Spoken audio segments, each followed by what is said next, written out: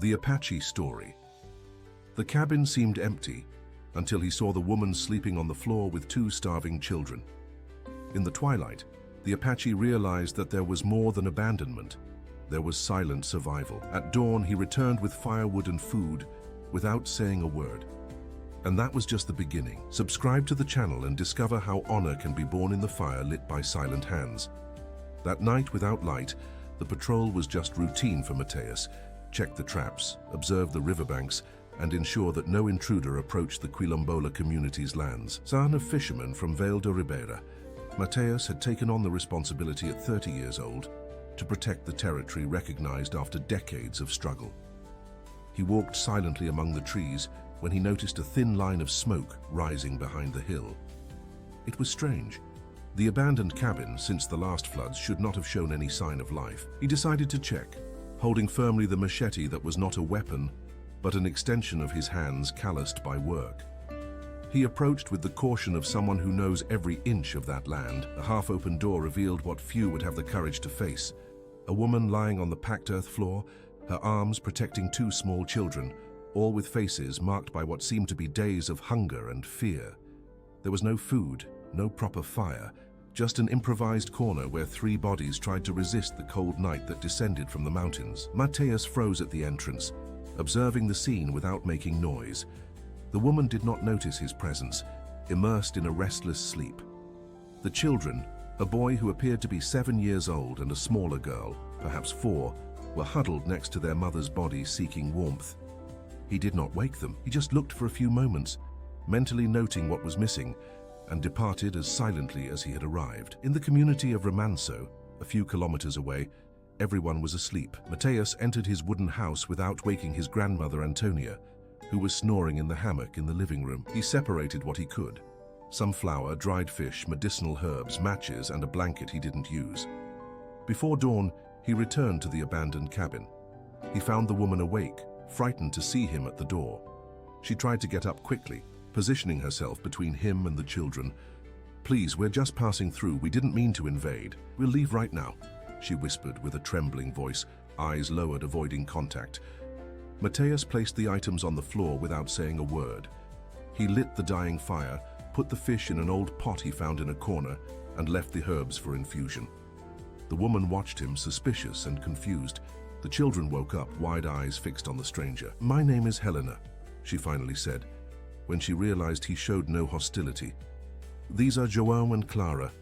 We are..." She hesitated. "We need to rest a little before continuing our journey." Mateus just nodded. "Mateus," he replied simply, pointing to himself. Without further explanation, he turned and left, leaving them with the minimal comfort he could offer. In the following days, Mateus repeated the gesture. A little more food, additional blankets, a wooden doll hastily carved for the boy, a comb and colorful ribbons for the girl, medicinal plants for the cough he had noticed in Helena, clean water in gourds. The woman gradually began to recover, first sitting to talk briefly when he arrived, then walking around the cabin, arranging the space with renewed dignity. The children gained color in their faces, and Clara even smiled when she received the ribbons for her hair. João held the wooden doll like a treasure, whispering invented stories to the toy. Mateus knew he couldn't keep that secret for long. Remanso was a small community where everyone knew and observed each other. Donna Zilda, a respected midwife and healer, was the first to notice the morning absences and the disappearing supplies. "Where have you been going before sunrise, boy?" she asked one morning, penetrating eyes fixed on Mateus. He looked away, mumbling about checking traps, but he knew the old woman hadn't believed him. In the third week, Josue, a fisherman and community counselor, intercepted him on the way. "Are there strangers in old Seu Benedito's cabin? Is that what you're hiding?" The direct question made Mateus stop. "Just a woman and 2 children needing help," he responded simply. "They bring no danger." Josue frowned. "And where did they come from? Why are they hiding? You know we have rules here. Our lands were too disputed to shelter unknowns without explanation." Mateus felt the weight of those words. The community had fought for generations for the official recognition of their Quilombola territory. The distrust of strangers was not without reason. "She needs time," was all he could say. But it was too late. The news spread like wildfire. That same afternoon, while working on repairing a canoe, Mateus heard the comments around him. A runaway woman, some said. Must have abandoned her husband, others speculated. Or worse, must be a criminal, whispered the most suspicious. Those children should be in school, not hidden in the bush like animals, declared Donna Carmina, a retired teacher. When the sun began to set, Mateus realized he needed to act. The growing distrust could turn into hostility. He hastened his step toward the cabin, determined to alert Helena. He found her sitting at the entrance, skillfully weaving straw, while the children played with stones and twigs. Seeing him arrive breathless, she realized something was wrong. They found out, didn't they? She asked with a calm voice that didn't match the tremor in her hands. You need to come to the community with me. Explain your situation, or you'll have to leave, Mateus said, feeling the weight of each word. Helena was silent for a long moment, her gaze lost on the horizon where the sun disappeared between the mountains. João approached, holding his mother's hand tightly. Clara continued playing, oblivious to the tension in the air. How much time do we have? Helena finally asked, her voice almost a whisper. Until tomorrow. At the community assembly, Mateus replied. And then, for the first time since he had found her, he saw silent tears running down her face. As the sky darkened, promising a starless night, Mateus sat beside that unlikely family, sharing the silence laden with uncertainties. The decision had to be made before the next dawn brought with it the judgment that could change all their destinies. Dawn brought with it a dense fog that covered the valley like a protective mantle.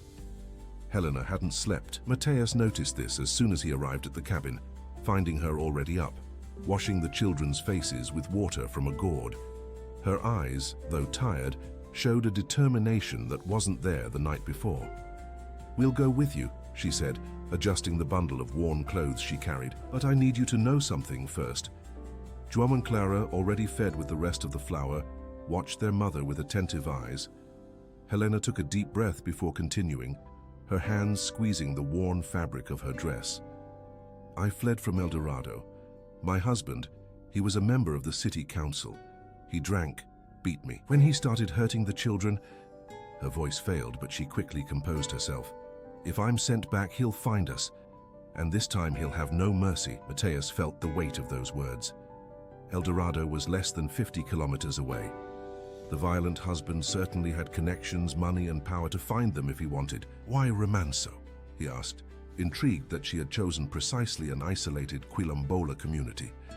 Helena looked away, a blush rising up her neck. My grandmother was from here. Left when she was young, married a white man. But she always told stories about this place. Said that here people knew the value of freedom because they fought for it. That revelation changed everything. If Helena had Quilombola blood, even if diluted by generations, the community might see her differently, not as an invader, but as someone returning to her roots. The path to Remanso was silent.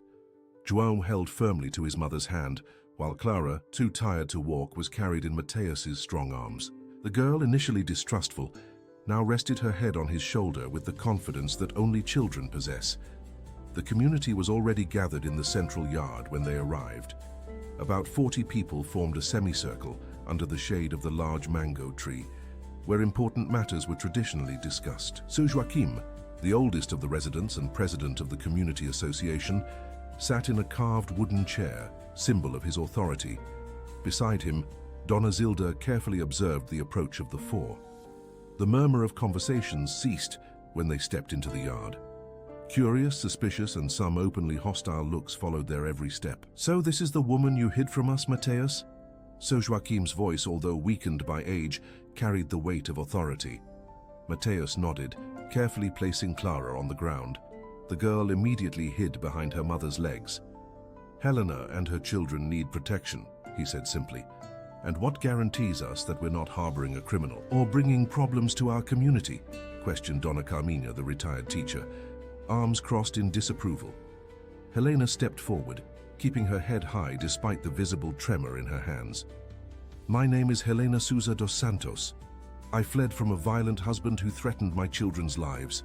Her voice, previously a whisper in the cabin, now sounded clear in the silent yard. I came to Remanso because my grandmother, Josefa Almeida was born here. A murmur ran through the assembly. Dona Zilda stood up, approaching Helena with slow steps. Her eyes, clouded by age but still shrewd, studied every detail of the younger woman's face. "Josefa, daughter of Sebastiana?" she asked, her voice laden with contained emotion. Helena nodded, surprised. "Did you know my great-grandmother?" Dona Zilda smiled for the first time. "We grew up together on this land. Sebastiana left when the mining company men came, took her little daughter." She turned to the assembly. "This woman has Remanso blood in her veins. She is the granddaughter of Josefa, great-granddaughter of Sebastiana. She is blood of our blood." Another murmur, stronger, ran through the group. Some faces softened, others remained skeptical. So Joaquim raised his hand, asking for silence. "Remanso blood or not, we need to know what problem she brings with her. Who is this husband? What danger does he represent?" Helena swallowed hard before answering. "Ricardo Mendez. He's a councilman in El Dorado and has connections with the local police." The name caused an immediate reaction. Everyone knew the Mendez, a family of landowners with political power in the region. "He's already looking for me. He beat neighbors who tried to help me. He threatened to set fire to a friend's house who he suspected had given me shelter." The words hung heavy in the morning air. The threat was not only to Helena and her children, but potentially to the entire community. Josue, the fisherman who had confronted Mateus days before, scratched his graying beard, thoughtful. "If the Mendez discover she's here, they'll bring problems. Maybe even use this as an excuse to pressure our land demarcation." Some heads nodded in agreement. Mateus felt his heart tighten. The concern was legitimate.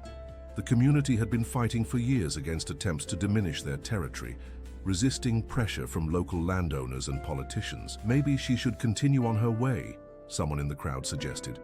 "Go farther, where no one will find her." Helena hugged her children, who were now beginning to cry, feeling the tension in the air. Mateus could no longer remain silent. "Is this what our community has become?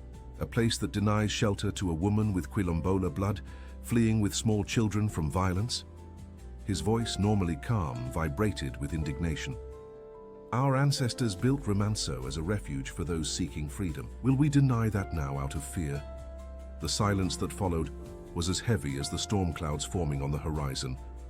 It was then that Dona Zilda positioned herself beside Helena, placing a wrinkled hand on the young woman's shoulder. "I knew Sebastiana and Josefa. I saw when they left carrying only what they could on their backs. Sebastiana said she would return one day. She couldn't, but her great-granddaughter is here now." The old woman looked directly at Su Joaquim. "If we deny shelter to this family, we deny who we are.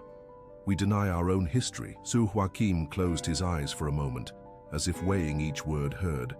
When he reopened them, his gaze first met Mateus's, then Helena's, and finally that of the frightened children. "The assembly needs to vote," he finally announced. "Who supports Helena and her children staying in Remanso, protected by our community?"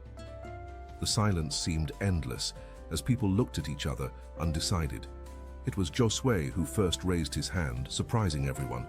"We didn't fight for this land to become like those who persecuted us," he said simply. Slowly, other hands were raised. Dona Zilda, some older women, 2 young fishermen, an entire family at the back, but not everyone. Many arms remained crossed, faces closed in disapproval. 23 in favor, 17 against, counted Su Joaquim after a few minutes.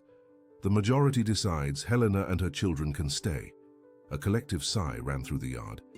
Helena let out a contained sob, hugging her children tightly. Mateus felt immense relief, but knew that the battle was just beginning. "But," continued Su Joaquim, standing up with difficulty, "we need to establish conditions.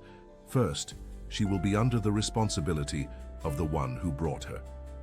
He looked fixedly at Mateus. "Second, for safety. Everyone should know that if the Mendez appear, the community will decide how to act and not isolated individuals." The conditions were accepted with nods. The assembly began to disperse, some approaching to better get to know the newcomers, others maintaining a prudent distance, still distrustful. Mateus was observing everything with mixed feelings when Dona Zilda approached him. "You did the right thing, boy," she said softly, her ancient eyes shining with wisdom. "But know that this story will still bring storm before it brings fair weather." He nodded, watching Helena being introduced to some women of the community, while João and Clara received fruits from an elderly lady. A strange feeling settled in his chest, something between concern and a deeper feeling that he couldn't name. As the sun rose in the sky, dissipating the morning fog, Mateus knew that this was just the first day of an uncertain journey. The horizon, beyond the mountains that protected Remanso from the outside world, seemed laden with promises and threats still invisible to the eyes, but already felt by the heart. A month passed since Helena and her children's official arrival in Remanso. The small family now occupied a wattle and daub house at the edge of the community. Not the best accommodation, but infinitely superior to the abandoned cabin. The mud walls and thatched roof had been reinforced by Mateus and other men who decided to help. A wood stove, some pots, sleeping mats, and a simple table made up the furniture. Despite the simplicity, it was a home. The children began to integrate. João already attended the small community school, sitting shyly at the back of the room, where Dona Carminha, still reserved but professional, taught the first letters to a multicolored group of children. Clara spent the mornings with other small children, under the rotating care of mothers who worked in the community field. Helena, in turn, showed surprising skills with straw crafts, a technique she had learned from her grandmother. Her baskets and mats soon gained admirers, some even suggesting they could be sold at the El Dorado Fair. But the name of that city always brought shadows to her eyes. Mateus observed this adaptation with a mixture of satisfaction and restlessness. He continued his hunting and fishing routine, but now frequently took João with him, teaching the boy the secrets of the forest and river. The boy, initially quiet and frightened, began to smile when he caught his first tetra or identified a capybara footprint in the mud. However, not everything was roses. The community remained divided. Although the vote had allowed Helena to stay, many still treated her with reservation. Whispers ceased when she approached. Some mothers pulled their children away when João tried to join in the games. Dona Carminha, in particular, maintained a critical eye on the family, as if expecting to confirm her suspicions that harboring fugitives would bring problems. And there was also the external threat, always present like a cloud on the horizon. Twice, Mateus went to El Dorado to buy supplies and hear news. In both, he saw posters with Helena's and the children's faces spread throughout the city. Missing, the papers said, offering a reward for information. The lie stamped on those posters made Mateus's blood boil. They didn't mention domestic violence, just a desperate father looking for his family. On the second trip, he heard at the store that police had visited riverside communities, asking questions and showing photographs. Remanso had not yet received visits, but it was a matter of time. On a hot afternoon, while Helena was weaving straw on the porch of her house, Mateus arrived with a fresh fish for dinner. Clara ran to him, now accustomed to greeting him with enthusiastic hugs. João, more restrained, smiled from afar. "We need to talk," Mateus told Helena after the children went to play in the yard. He told about the posters, the searches in neighboring communities. Her face paled. "How much time do we have?" she asked, repeating the same question asked a month earlier in the abandoned cabin. "I don't know. A week, maybe less," he replied, feeling the weight of that uncertainty. While they talked in low voices, they didn't notice Dona Carminha passing by the nearby path. Hearing fragments of the conversation, the teacher pursed her lips in disapproval and continued on her way, determined. The next morning, Sir Joaquim called an extraordinary assembly. The sun had barely risen when the residents gathered again under the mango tree. Worried faces, some irritated, others simply resigned. Helena was present, the children by her side. Mateus positioned himself close to them, like a protective wall. "Dona Carminha has brought us concerning information," began Sir Joaquim, his voice tired. "It seems the El Dorado authorities are approaching, and we need to decide how to proceed." The teacher stepped forward, holding a newspaper. "Councilman Ricardo Mendes offers 5,000 reais to whoever gives information about the whereabouts of his wife and children," she announced, showing the page with the family's photograph. "He claims she suffers from mental disorders and represents a danger to the children." An indignant murmur ran through some present. Others maintained unchanged expressions, mentally calculating the value of the reward. "That's a lie," protested Helena, trembling with anger and fear. "He tries to make me look crazy to justify the bruises he caused me, so that no one would believe when I told about the violence. "And why should we believe you and not the authorities?" questioned Seu Geraldo, one of those who had voted against her staying. "What do we actually know about your past?" Helena opened her mouth to respond, but was interrupted by a sharp cry. Clara had fallen while playing with a stone, cutting her knee. The girl cried, frightened by the blood that was flowing. It was Dona Zilda who approached first, examining the injury. When lifting the girl's skirt to clean the wound, everyone could see old marks, scars in the form of small round circles on the child's thighs. "Cigarette burns," said the old healer, with a voice laden with sadness. "On a 4-year-old child." The silence that followed was deafening.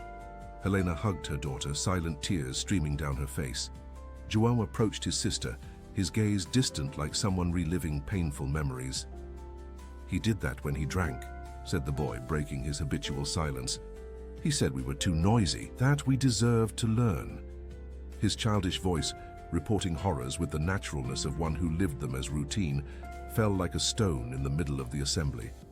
Dona Carminha let the newspaper fall to the ground, taking her hands to her mouth.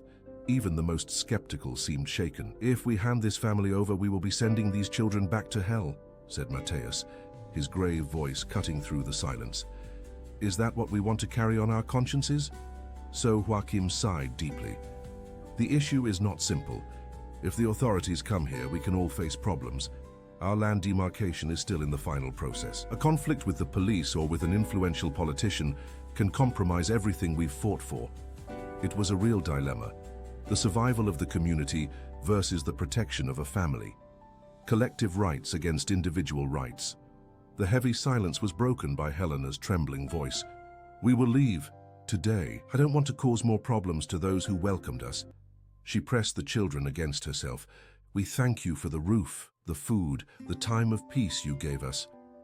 Tears were falling freely now. "We'll try to reach Minas Gerais, where I have a distant cousin." Mateus felt his heart tighten. He knew that the chances of a woman alone with 2 small children, traveling hundreds of kilometers safely, were minimal. He also knew that Ricardo Mendes's men would probably intercept them before they even left the state. It was then that Dona Zilda, who had remained silent since the discovery of the scars, stood up with difficulty. Supported by her carved wooden cane, she walked to the center of the yard. Her more than 90 years weighed on her hunched shoulders, but her eyes shone with ancestral strength. "I was 12 years old when I saw my father being beaten for refusing to work without payment on the white men's farm," she began, her voice firm despite her age. "I saw my mother heal his wounds with herbs that she knew from the times of slavery, herbs she taught me to use. I saw my brothers flee to the bush when the henchmen came looking for them." The yard was in absolute silence. Even the children seemed hypnotized by the old woman's voice. Remanso was not built to be just another place on the map. It was built to be a quilombo, a place of resistance, a place of freedom. Her eyes traveled over the faces of those present. "When we forget that, we forget who we are." She pointed to Helena and the children. "Their blood is our blood.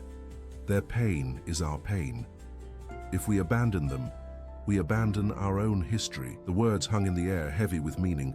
Seu Joaquim looked long at Dona Zilda, then at the gathered community. "The decision cannot be just mine," he finally said. "Not even just the council's.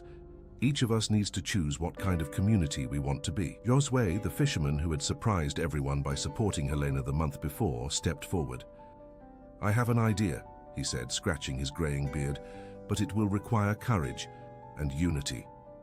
All eyes turned to him, expectant. "If Ricardo Mendes's men come, they won't find Helena or the children." An enigmatic smile appeared on his sun-marked face. "Because Helena dos Santos no longer exists." Mateus frowned, confused. Josue continued, now looking directly at Helena. "From today, you are Maria Almeida, widow of a Remanso fisherman who died in the river 3 years ago. Your children are legitimate children of this land." He looked at the assembly. "Whoever disagrees, speak now, but know that you will be denying our own tradition of welcome and resistance." The silence that followed was different from the previous one. It wasn't a silence of doubt, but of gradual understanding. Slowly, heads began to nod. A plan was being born, woven with threads of solidarity that, although individually fragile, together formed a resistant fabric. As the sun rose in the sky, illuminating the yard where historical decisions for the community were always made, A new page in Romanzo's history began to be written. Helena, now Maria, held her children's hands, her heart divided between fear of what would come and renewed hope for the support growing around her. Mateus observed everything with moist eyes, feeling that something greater than all of them was in motion, something that his ancestors would recognize and bless. And from somewhere, perhaps from the wind that gently stirred the leaves of the centennial mango tree, seemed to come a whisper of approval from the generations that built that refuge of freedom. The transformation began on the same day.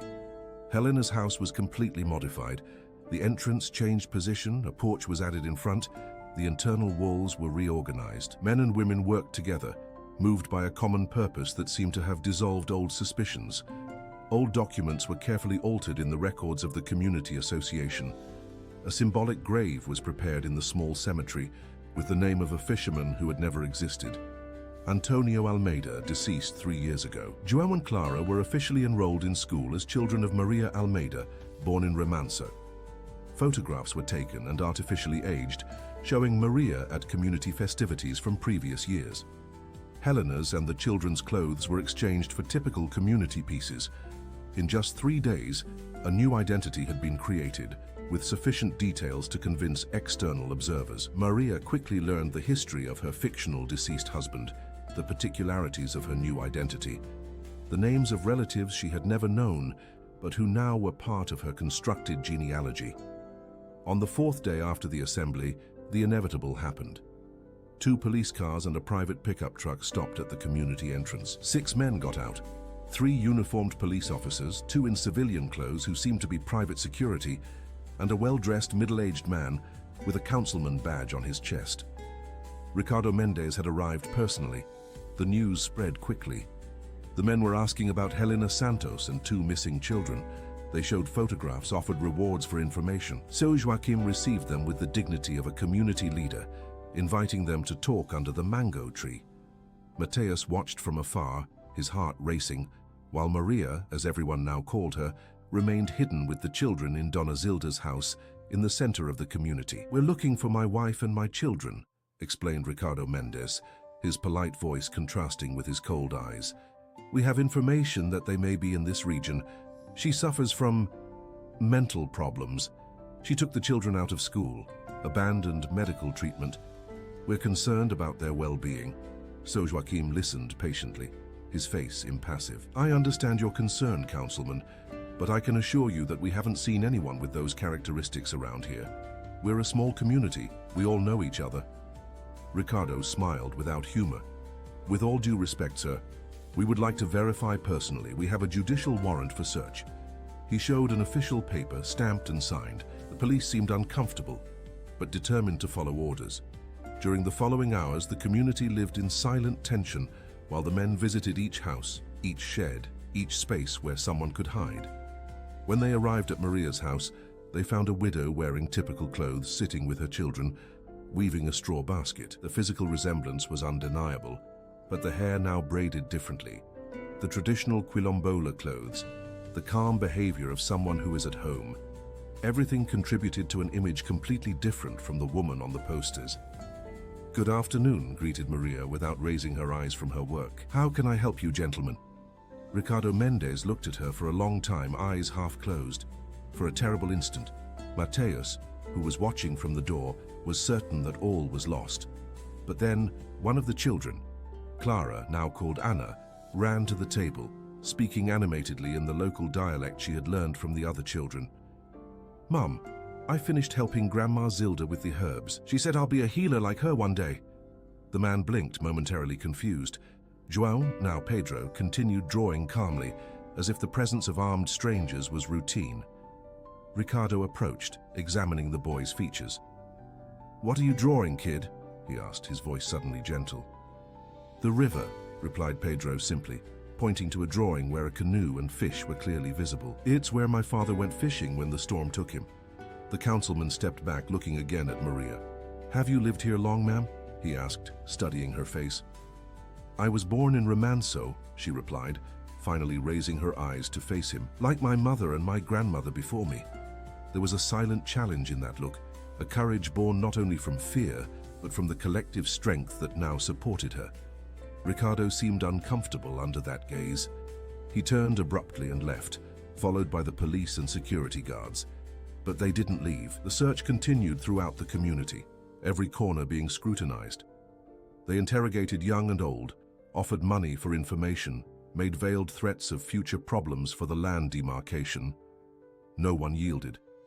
At Donna Zilda's house, the men found only an old lady preparing herbal remedies. At Mateus's house, they asked directly if he knew Helena Santos. "Never heard that name," he replied, sustaining the councilman's gaze without blinking.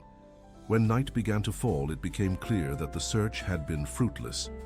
Ricardo Mendez gathered his men, visibly frustrated. Before leaving, however, he made one last attempt. He gathered the community and gave a speech about civil responsibility, about the dangers of harboring fugitives, about how Quilombola lands still depended on government approvals. The threat was clear, even if not explicitly stated in words. "We'll be keeping an eye on this community," were his final words, looking directly at Sir Joaquim. "If we discover that my family is or was here, the consequences will be severe." When the vehicles finally departed, raising dust on the dirt road, a collective sigh ran through Remanso. No one openly celebrated. They knew they could be being observed from a distance, but something had fundamentally changed in the community.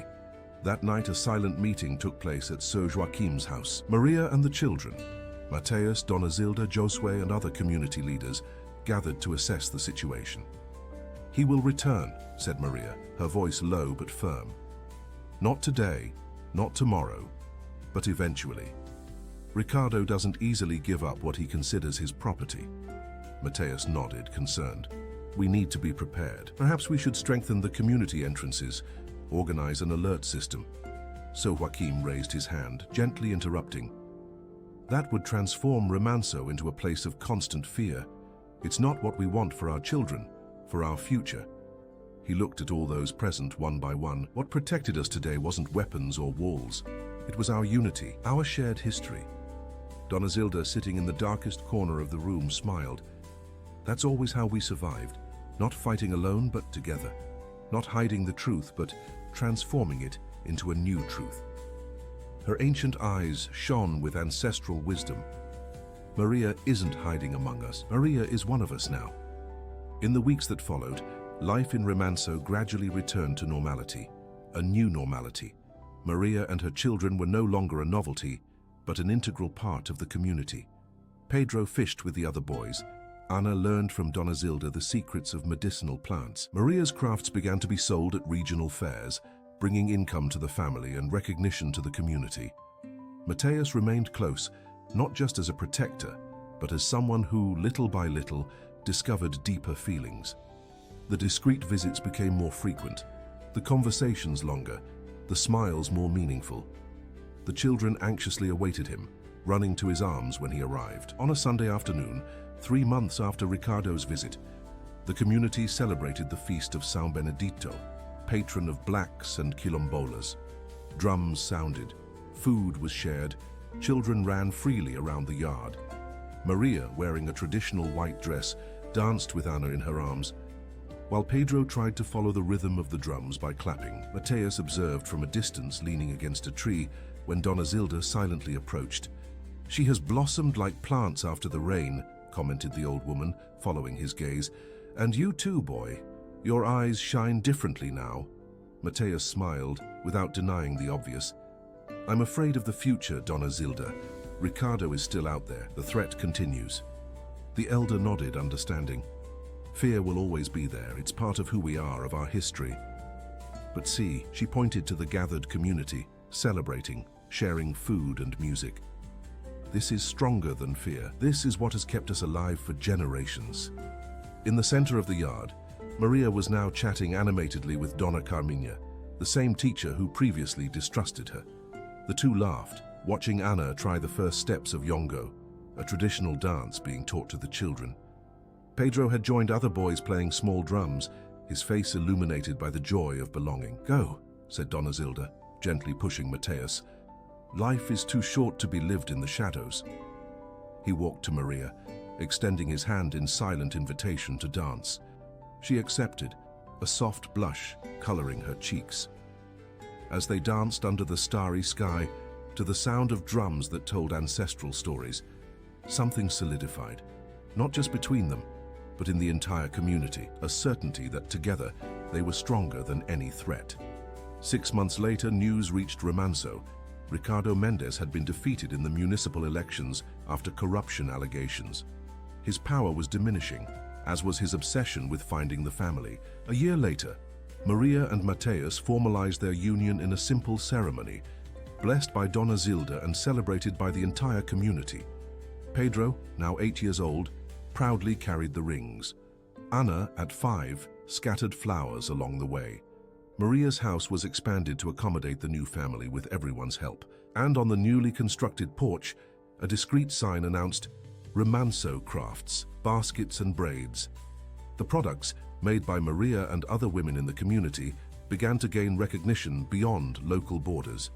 5 years passed. One afternoon, while Maria was teaching straw crafts to a group of children, including her daughter Anna and 2 other girls who had recently arrived in the community, also fleeing situations of violence, Mateus approached with news.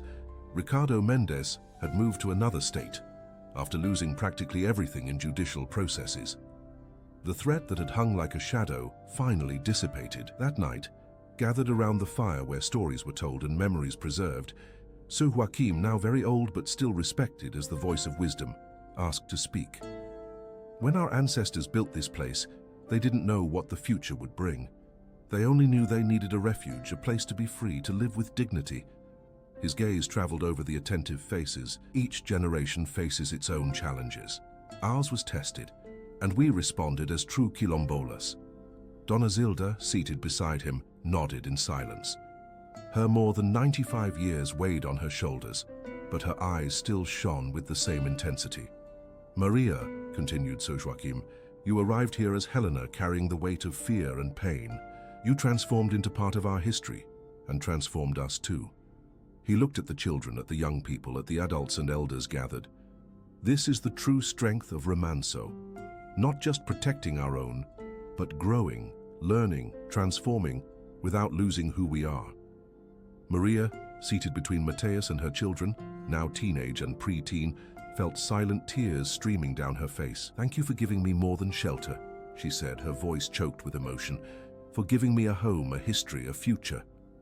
That night, as the community sang ancient songs of resistance and hope, a certainty hung in the air.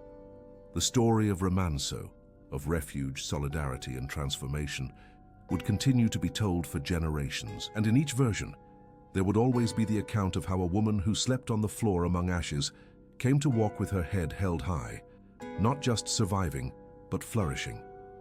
Because among the quilombolas of Remanso, just as among the Apaches of ancient history, a hungry mother will never be a shame.